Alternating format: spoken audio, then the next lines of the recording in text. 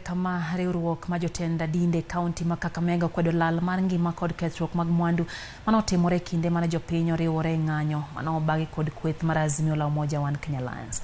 Jodolo medo jiwo twak e kind jotelo mantiere sirikand Kenya Kwanza kod jowadgi manie bwo kweth mar Azimio la Umoja ka giwacho ni lalruok onego bedie baneno ni ng'ur mag Azimio kata ma Azimio chwalo ewi pek mar ngima owinji kendo winjruok obedo ewi kaka sirikal biro tawo chenro mago makoro mono kata kelo ng'anye pachuka. Jodolo go oseyo obila kuom tiyo gi teko mang'eny e keyo jong'anyo.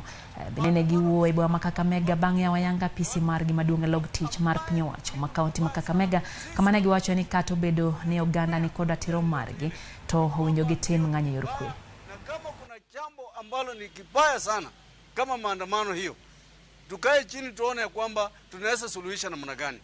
Isiwe tu watu wakiandamana ndio wanasuluhisha, watu wengine wanakufa. What we need is peaceful demonstration.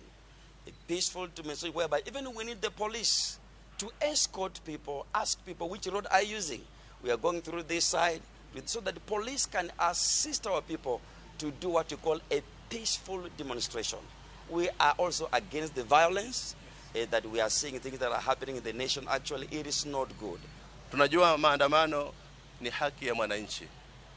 Na iko kwenye katiba yetu ya Jamhuri ya Kenya ambayo ndio inaheshimiwa kuliko kila kitu.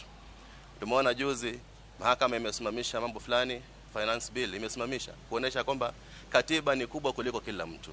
Kwa hivyo maandamano ni haki ya wale ambao wanafanya, lakini tuwaomba ya kwamba isiwe ni hujuma.